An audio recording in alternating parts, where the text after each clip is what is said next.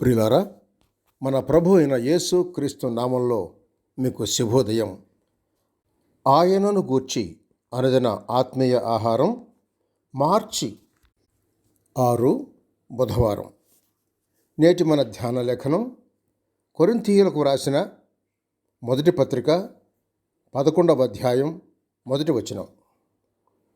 నేను క్రీస్తును పోలి నడుచుకున్న ప్రకారము మీరును నన్ను పోలి నడుచుకొనుడి. వ్యాఖ్యాన అంశం, ఎవరి పోలిక నీది? వ్యాఖ్యాన అంశం, ఎవరి పోలిక నీది? వ్యాఖ్యానం, యోసేపును జాగ్రత్తగా పరిశీలిస్తే యేసుక్రీస్తులో ఉన్న లక్షణాలు, పోలికలు యోసేపులో కనిపిస్తాయి. ఒకటి, యోసేపు తన తండ్రి చేత ప్రేమించబడినవాడు. ఆదికాండం 37:3 వచనం. యేసుక్రీస్తు తన శిష్యులతో ఉన్నప్పుడు ఒక స్వరం వినిపించింది, ఈయన నా ప్రియకుమారుడు. అనగా యేసుక్రీస్తు తన తండ్రి చేత ప్రేమించబడిన ప్రియకుమారుడు. మత్తయి సువార్త 17వ అధ్యాయం 5వ వచనం. రెండవదిగా, యోసేపు తండ్రికి సంపూర్తిగా లోబడేవాడు. ఆదికాండం 37వ వచనం, 13వ వచనం. అలాగే ప్రభు అయిన యేసుక్రీస్తు కూడా తండ్రి చిత్తాన్ని చేయటానికి తన్ను తాను సంపూర్ణంగా విధేయుడిగా ఆయనకి అప్పగించుకున్నాడు. లూకా సువార్త 22:42 వచనం. మూడవది, యోసేపు తన సహోదరుల చేత ద్వేషించబడ్డాడు.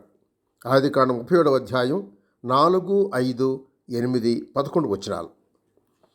యేసుక్రీస్తు సహోదరులు కూడా యేసుక్రీస్తును నమ్మలేదు, యేసయ్యను ద్వేషించారు. యోహాను సువార్త 7వ అధ్యాయం 1-6 వచనాలు చూడండి. అదే రీతిగా యోసేపు యొక్క సహోదరులు కూడా యోసేపు దర్శనాన్ని నమ్మలేదు, యోసేపును ద్వేషించారు.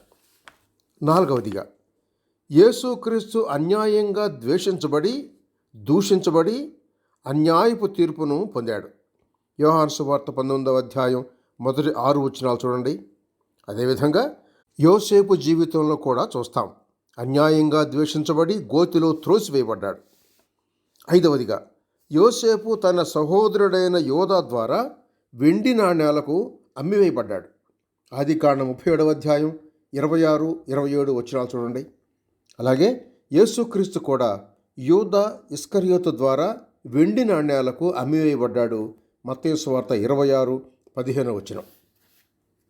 ఆరవదిగా, యోసేపు మీద చెయ్యని నేరం మోపబడింది.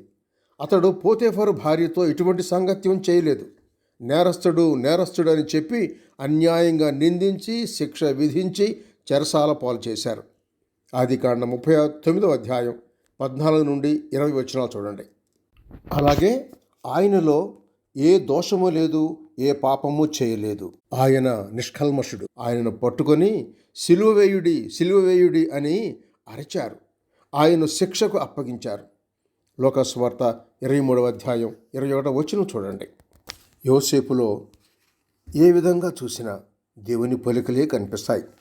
యోసేపు ఆత్మానుసారమైన వ్యక్తి కనుకనే ఆయనలో ఉన్న ప్రేమ, సంతోషం, సమాధానం, దీర్ఘశాంతం, ఆశానిగ్రహం, మంచితనం, విశ్వాసం ఇవన్నీ కూడా ఆత్మఫలాలు యోసేపులో ఫలించటం మనం చూస్తాం.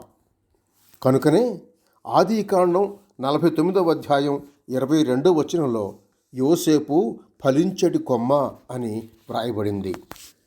యోసేపు ఏ విధంగా దేవుని లక్షణాలను కలిగి అనేక మందికి దీవెనకరంగా మారాడో అలాగే మనం కూడా క్రీస్తును వెంబడించే వారమై ఆయన యొక్క రూపంలోకి రావాలి. అదే దేవుడు కోరుకుంటున్నాడు. పౌలు అంటున్నాడు, ఫిలిప్పీ పత్రిక 2వ అధ్యాయం 5వ వచనంలో, క్రీస్తుకు కలిగిన ఈ మనస్సు మీరును కలిగి ఉండుడి అని. శుభములతో వందనాలు.